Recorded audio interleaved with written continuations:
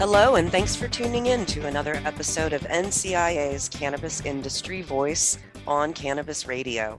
I'm your host, Bethany Moore, and I'm NCIA's Deputy Director of Communications. Today, my guest is Alfonso Tucky Blunt Jr.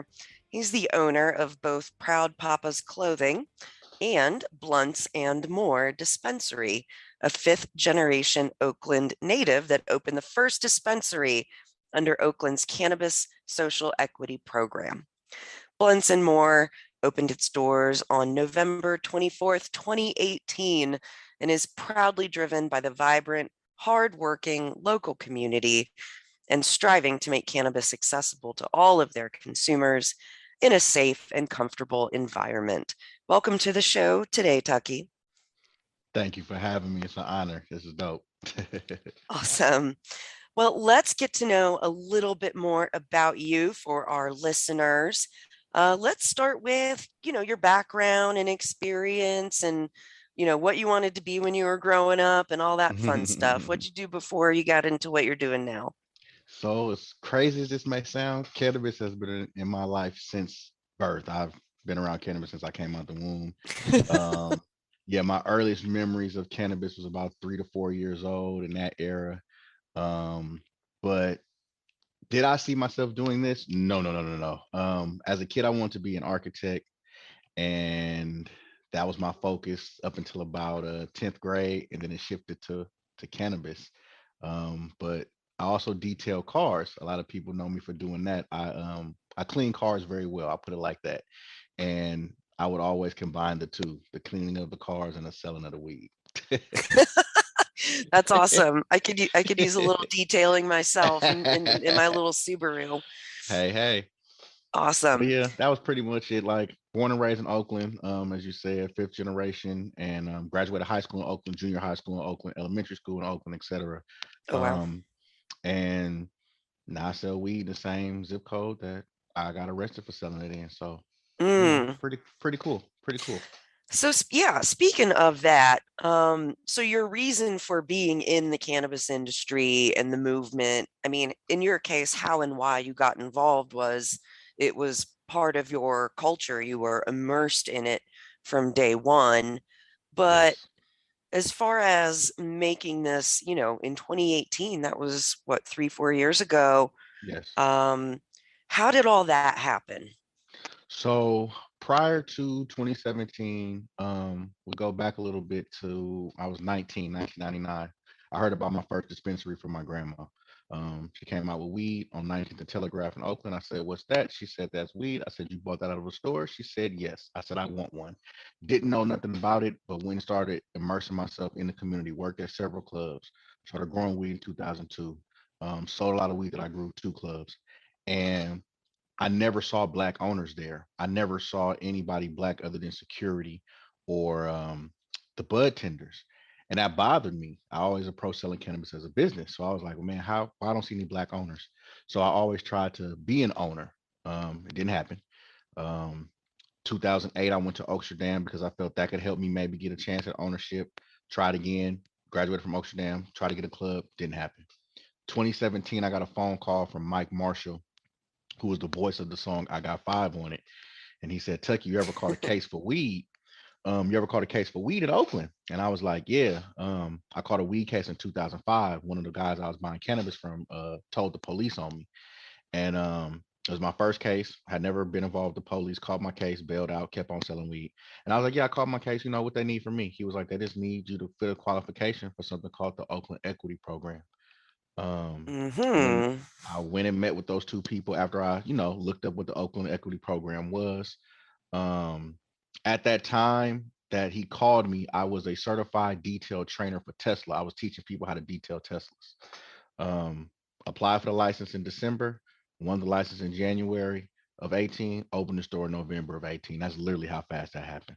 Wow. Yes, that does sound like, once you started moving, it got from 0 to 60 there. Correct. Literally. And it was kind of full circle for me because I've been selling weed in Oakland, like I said, since 1996 and had become a street store. You know what I mean? So to be able to have a legal store in the same zip code I grew up in is pretty amazing to say the least. Right. Right. So you've got the brick and mortar storefront Hmm. now. Hmm. You're fully regulated, licensed, a lot more paperwork, I'm guessing. Definitely. Awesome. But, you don't have the fear of going to jail, or at least as greatly as you did prior to that. Even the legal, regulated, licensed cannabis industry still has that inkling of fear about some kind of federal intervention. Raids still can happen. But Correct. the idea being, if you're crossing your T's, dotting your I's, being compliant, then you'll be left alone. Is that how it feels? That's how it feels. We just have more fears from other things. But as far as me being able to sell cannabis legally in Oakland, I do feel comfortable in that sense. I or what's the asterisk federal, but from my legal state perspective, yes, I'm 100% comfortable selling cannabis legally in my city. Whew, what a relief. Yes, yes. So yeah, let's talk more about present day and your storefront in Blunts and Moore in Oakland. You've been operating for about 3 years, if I'm doing my Hmm. math correctly. Yes. How's it going? What's that like? What's the scene like in Oakland running your store? So for me, it's great. It's amazing. It's like the adjectives I could use could be, an abundance, but it's super, super impactful what we're doing for the community. I appreciate all the love, appreciate all the support we have. The numbers are pretty good. Um, with me and my day to day, I'm more so like the face of the brand, doing interviews, trying to work on franchising, just branching out, doing things that I used to do when I was a youngster. I'm real good with talking to people. So I'm just moving around trying to build the brand, build the name up so I can one day open a store somewhere else. But aside from all the good things that's going on, it's been kind of hard, to be totally honest with you. California cannabis, um, is kind of being ran into the ground by the overtaxation and the under protection with regards to security, and also with us not having banking. So all the highs that I'm having, they're being kind of like outweighed by the lows because of just the over taxation that we're dealing with in the space. Like if I go another 3 years the way I'm going now, I will have to close business. And not because I'm not bringing in money, but because I'm pushing out so much money on stuff that has nothing to do with selling cannabis, if that makes sense. Right, right. The old adage that the cannabis industry is frustrated that we're being regulated so much more heavily than other industries like radioactive plutonium. Yes, it's I get what they think they're doing. They're trying to, eliminate or eradicate the street market. But if that's your goal, this is not how to do that. And Hmm. that should never be your goal because the street's not going anywhere. But being that the people that are in charge have never been, for lack of better words, on the streets, they don't know. You know what I mean? So it's like we've been trying this way for 6 years. We've been trying this since the Prop 215 days. It's okay to say, you know what, we messed up. Let's try something different. Because Mm. again, for me to be the first social equity this retail facility anywhere in the world, to say I'm ready to close and move if it continues like this after 3 years, that's not a good look. You know what I Hmm. mean? But they're forcing us out of business with the way they're running California cannabis, and it's sad. It's actually criminal. If I want to be frank, it's criminal what they're doing to us in California. Hmm. Hmm. Let's take our first commercial break, and then after the break, let's jump into a deeper dive there, talking about operating in California. So stay tuned, everyone. We'll be right back. NCIA's Cannabis Industry Voice will return once we give a voice to our sponsors.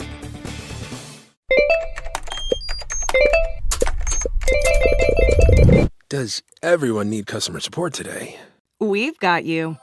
Intercom has the tools to manage support at any scale, like integrations, bots, and more. All in one powerful platform. We'll even automatically resolve 33% of your support volume, so you have more time for customers who need you most. Oh, that's better. Supercharge your team's productivity and make your customers super happy with Intercom. Learn more at intercom.com/support. All right, we're back on NCIA's Cannabis Industry Voice on Cannabis Radio. talking with Tucky Jr. here of Blunts and More. So let's start by talking about social equity in the US and specifically in your state, California, which, hey, it's a big state.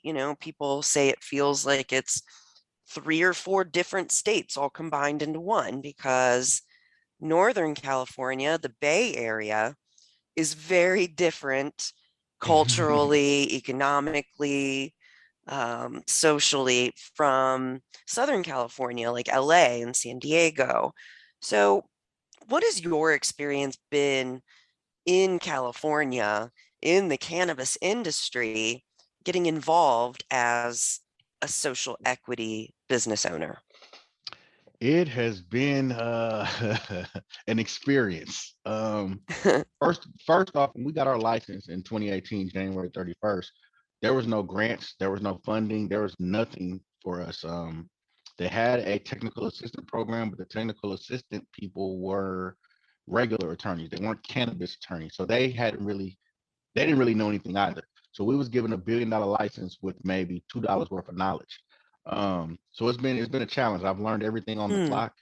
I've learned, I'm very observant. I've worked for Alameda County 13, 14 years. I type 90 words a minute. I'm a nerd, but I'm also from the streets. So I've been really tuned in on what's going on.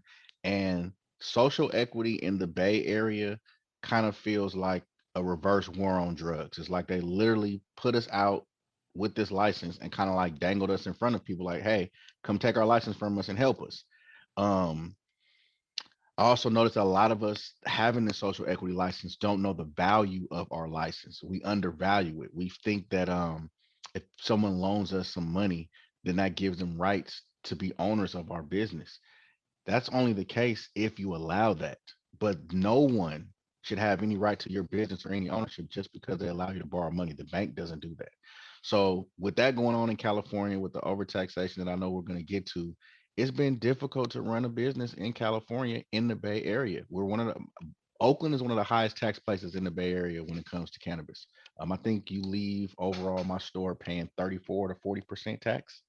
Some of that tax goes to the police, and then up until recently, I will definitely say up until recently, the police weren't protecting us.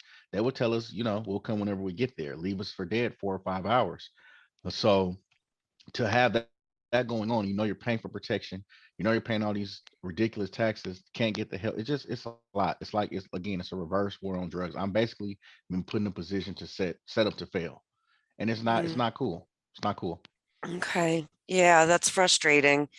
So on top of the social equity piece there that you've been describing, there's also federal challenges like the Section 280E of the tax code, which is crippling business owners in the cannabis space across the country, and then inconsistent banking services, which, we're working on the Safe Banking Act in Congress, but yes, we are.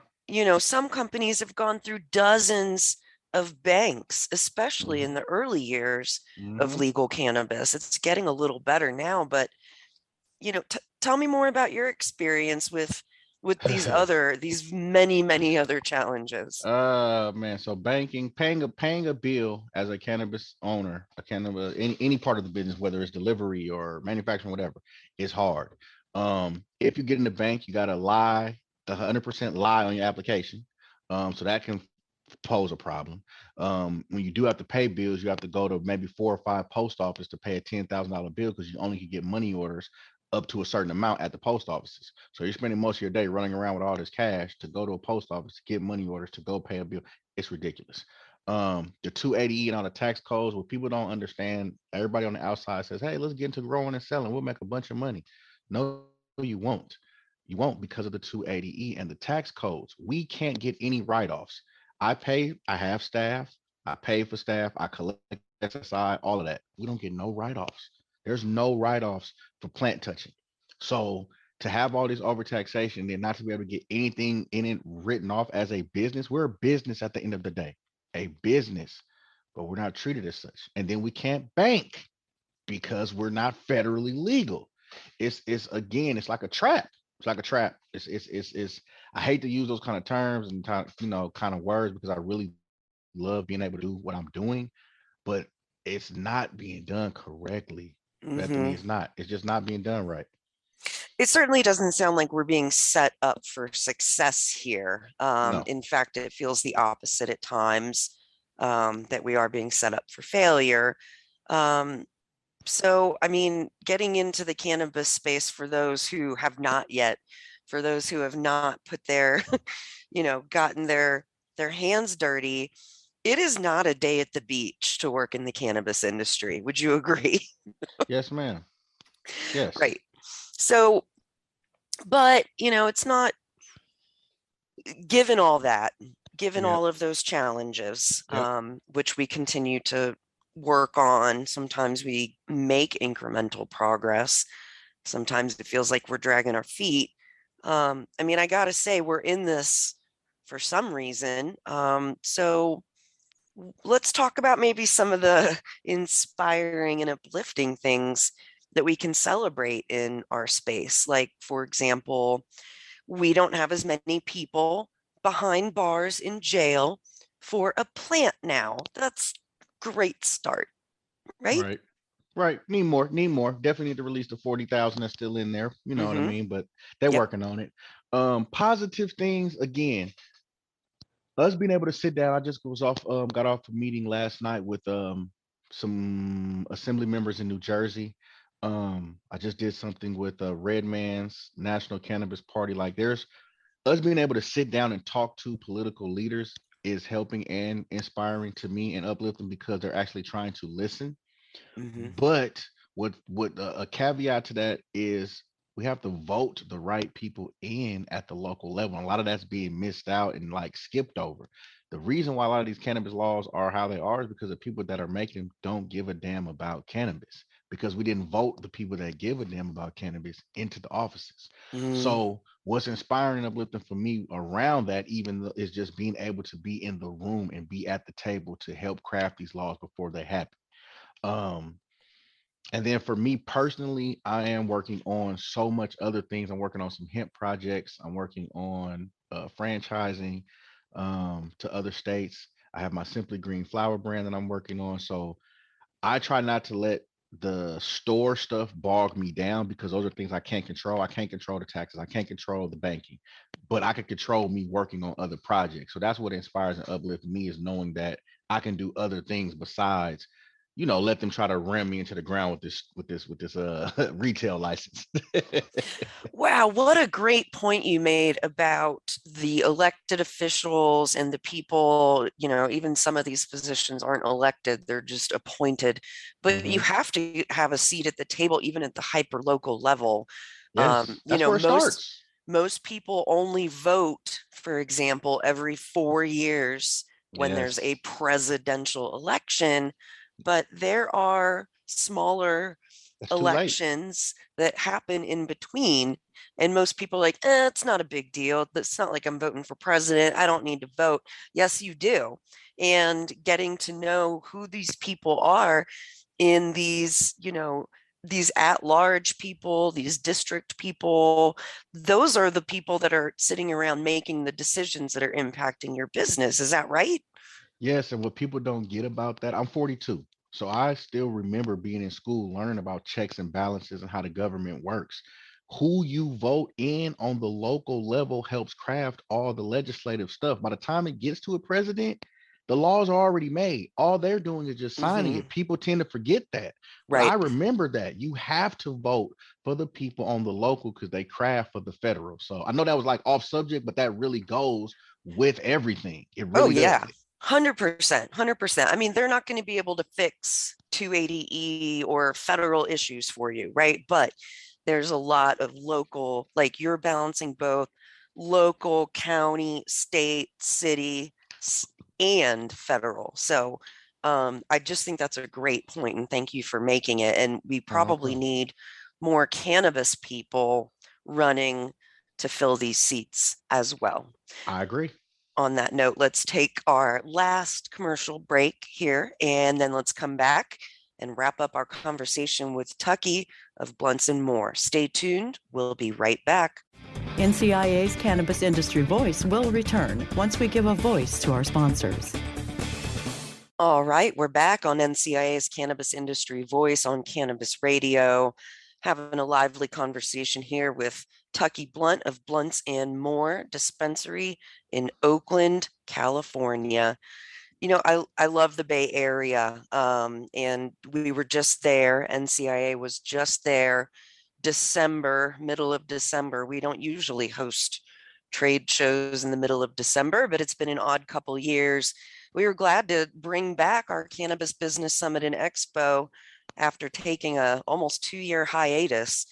So we were in San Francisco at the Moscone Center and hosted our 7th annual Cannabis Business Summit and Expo. I believe you made it there. Is that right? Did you attend? Yes, I attended briefly. I had a couple of what's they called set appointments that I had to go to, but I was there briefly and I went to all the after stuff. So yes, it was very, very dope. And thank you guys for having me. Cool. Yes. Yeah, we had some great keynote speakers from the athletic world, and also Troy Datcher from the parent company, which is co-owned by Mr. Beyonce. And I had a wonderful time sitting in the podcast studio on the Expo floor, chatting with a ton of people, and we'll be airing some of those interviews over the next few weeks and months here. Yeah, as we lead up to our next show, we're going to return to the summer schedule because it's wonderful to be in the Bay Area in the summer. We'll be back at the Moscone Center in San Francisco, July 20th, 21st, and 22nd for the 8th annual Cannabis Business Summit and Expo. So save the date, cannabisbusinesssummit.com. We'll start to see more information. We're just saving the date right now, so stay tuned for more details. So I look forward to meeting you this summer. I want to speak this year, hopefully they let me speak. Great.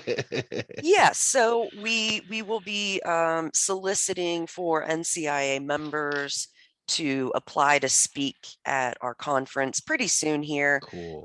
We have a application process here, so we have all of our committees and a speaker committee review everything and vet everybody. So you're definitely going to get some good quality education if you've never attended an event before. And you're a member through NCIA's DEI program. Is that right? Yes. Awesome. How's that working for you? What do you like about this community of social equity applicants being brought together? I believe we have over 100, if not close to 200 social applicant members here at NCIA. Man, so I had been trying to get involved for the last year or two and finally was able to within the last 6 months, and it's been super dope.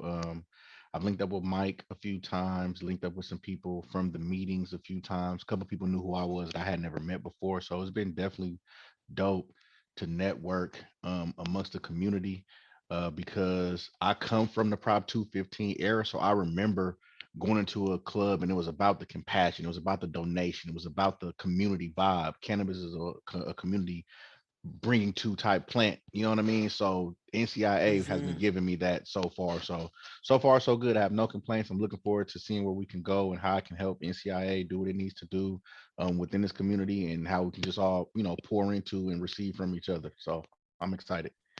Absolutely. I think it's been an awesome opportunity to focus on the DEI applicants in every state. And when we saw Massachusetts actually write those social equity provisions into their legalization adult use laws from the get-go, that really set a precedent for future states as they approach legalizing for adults.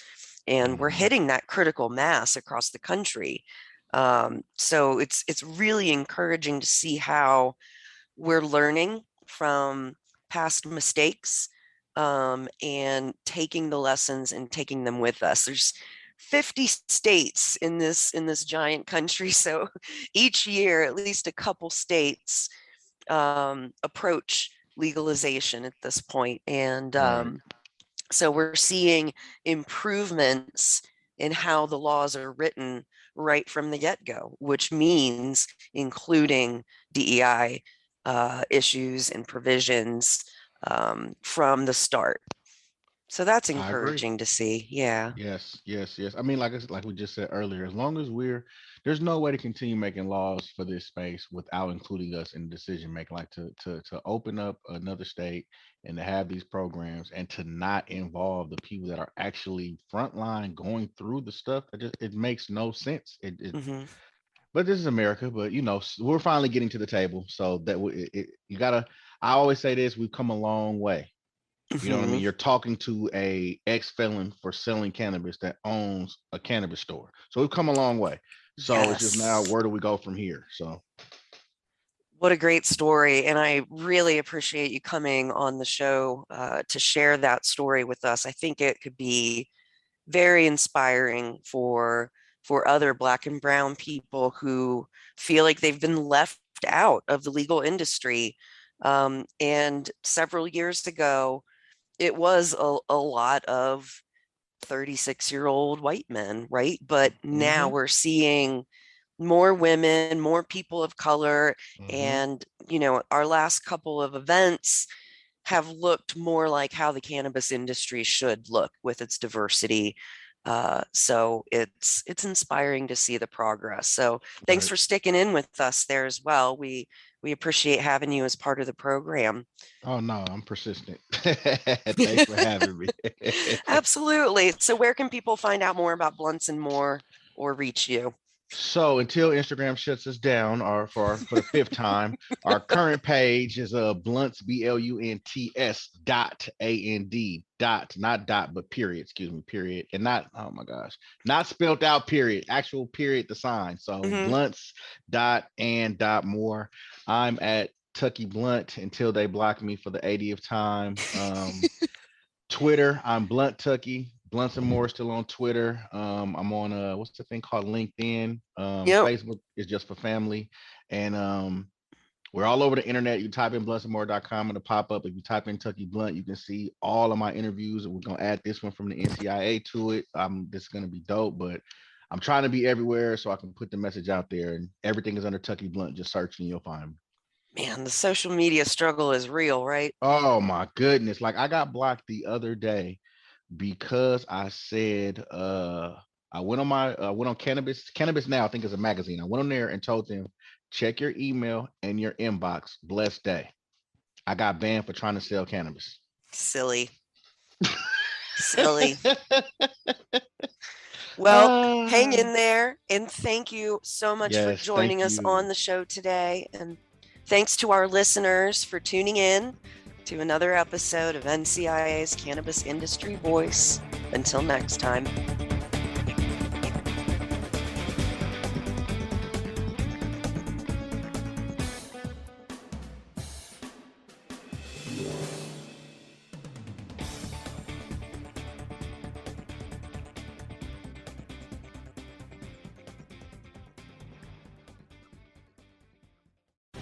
The opinions expressed on this CannabisRadio.com program are those of the guests and hosts and do not necessarily reflect those of the staff and management of CannabisRadio.com. Any rebroadcast, republication, or retransmission of this program without proper consent is prohibited.